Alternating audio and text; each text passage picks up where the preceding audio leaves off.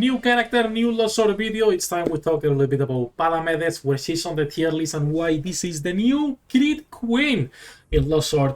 Really strong character. Obviously, just by the title and the thumbnail and everything. Oh, hello, Kato. I would recommend you pull for at least a T3. You can go for a T5 if you get lucky. But we'll talk about it on a second. That said, a couple of things before we start. First of all, 2,000 tickets. I'm still missing 240. This is low as fuck. I've gotten, so far, I haven't checked on the last batch of items, but so far I've gotten 2 good items that I could actually build. So hopefully I can get a couple of stuffs at least that are good attack-wise. I got this one right here that will attack. That was like the only decent one. I would like to get a triple, but whatever. But that's not the point. The point is, guys, do not go too crazy with level 12. It is basically the same as level 11, but just a higher item level a little bit. So your tickets, if you want new gear, use them here. Your timers, if you're just farming for ancient cubes, I don't know how to fucking say that, just use the level 11 instead, because it's the same basically. That said, enough jumping for the introduction. Let's actually go and talk a little bit about Palamedes, the new Chinese dress waifu. By the way, what is her skin, developers? I want to buy her skin, so please add it. All that said, hello degenerates, welcome back to the Waifus. I'm Sefhi, your favorite gambling addict, and today's topic, Palamedes and where she's on the tier list. TLDR, if you don't want to be here for too long, alright? She is a T0 character, okay? There she is. I also up Run on the tier list, and as you can see, they have icons on top.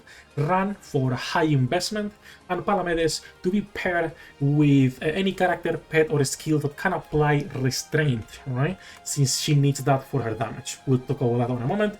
Also, for those of you who haven't seen it, we added some switchers here on top, some tabs, so you can switch between all of the tier lists, and you can see the character at the T0, the card at the T0, we'll explain why at a moment, and there is no pet yet, because I don't have the pet. As usual, I don't really pull for them, so I'm not going to be talking about the pet.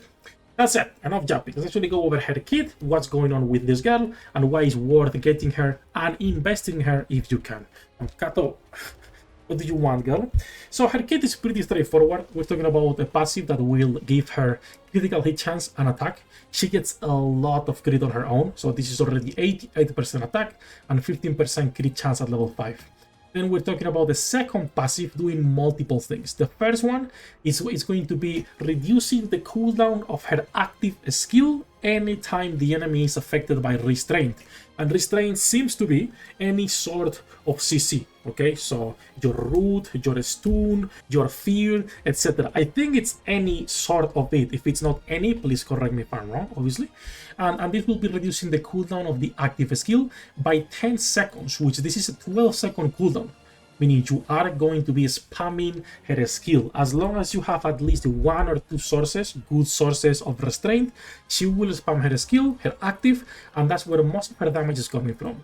The second part of this is a buff, which has the same condition, activates if any enemy is affected by restraint, giving her a basic attack, active skill damage increased by 100%, both of them for 3 seconds on a 3-second cooldown. So your objective is to apply as much restraint as possible to keep this buff up as much as possible as well, to take advantage of the extra damage, and I'll show some damage numbers on a second. And then the third part of this skill is that she has increased damage dealt by 100% when attacking any character with any sort of immobilization effect. So our health kit revolves around negative effects, in this case restraints, and just destroying the enemy by having so many buffs stacked as long as you can apply them.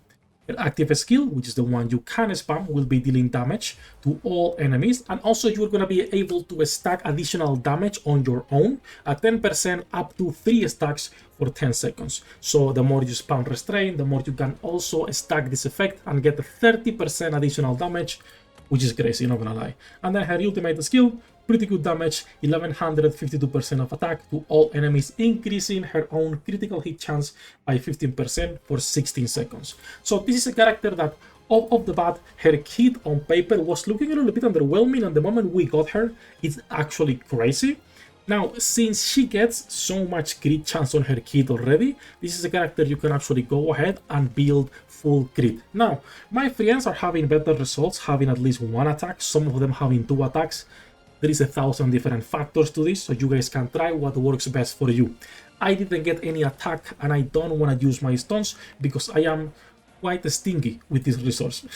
So I'm not using them. But if you want to be mixing and matching attack and crit to see what's better, you can try to do that. When it comes to her training, the only reason you're doing it is for all of the stats, not really for the big nodes, because it's HP and it's the deployment one, which we don't care. And then the last ones are going to be healing for both this and the awaken. So it's not like really amazing stats that you're going to be getting with her, but you want all of those extra stats. I'm trying to get her to awaken so I can get the last 2 nodes, because again, she is a really strong character.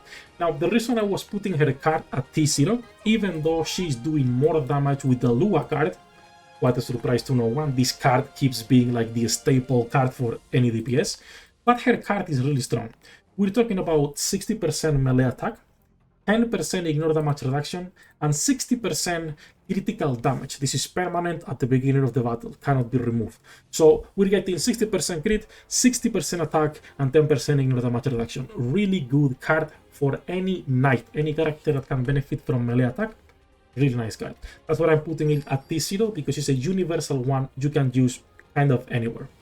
When it comes to her equipment, like I was saying earlier, a mix of crit and attack. It depends on what you have available. Right now I'm running a triple crit on one of the new runes. I like it. I'm running a weapon with a double attack, 1 crit, and also triple attack, and then just offensive gears when it comes to both the trinket and also her armor.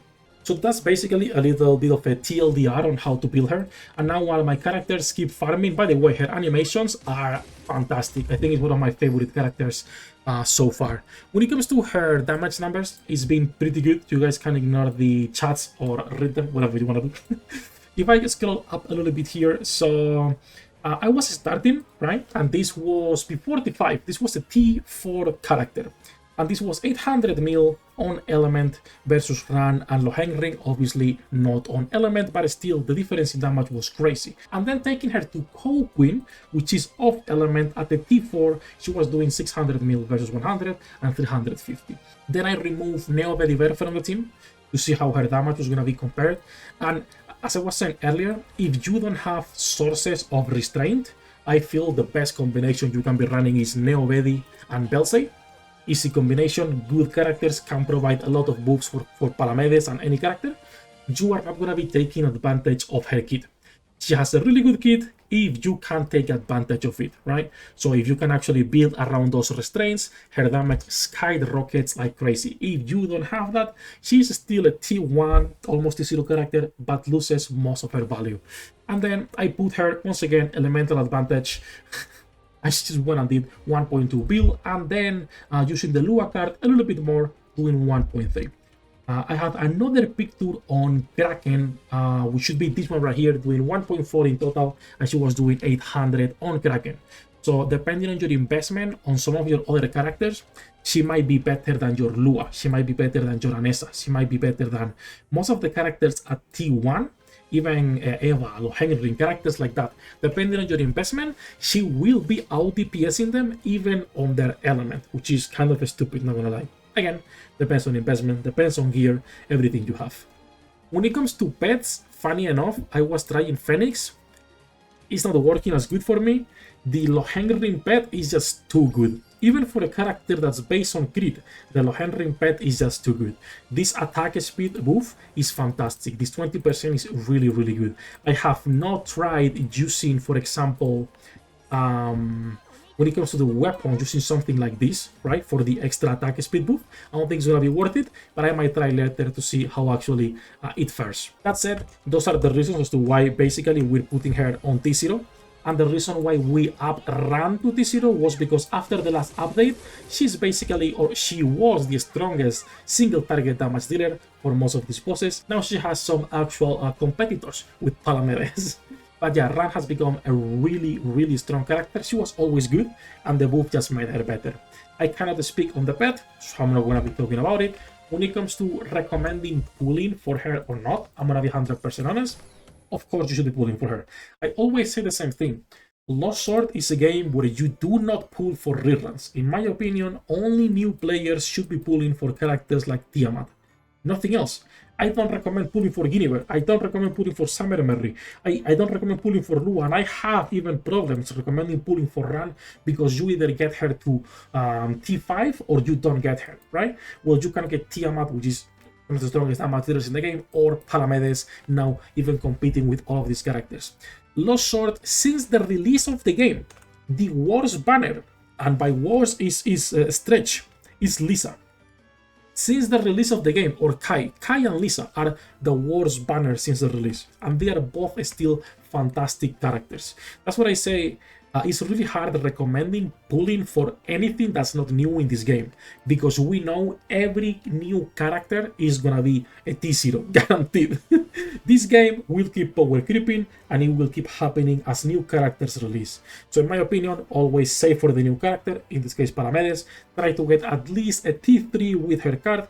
If you cannot get a T3, or if you get lucky, go for a T5. If not, there is no rush. These characters are not limited. In my opinion, take it slow, get Palamedes, get her card. If you can then later get Lua and her card, sorry, not Ran, Lua and her card, because her card is universal for any DPS, that would be really good. If not, again, new players will not be able to T5 every single banner available right now. A lot of them are gonna be hard to build early on, so don't worry and just pull on the new Chinese dress mummy. That's it. Developers, please, can you add the skin, the interactive skin for Eva, and also the skin for Palamedes? Thank you.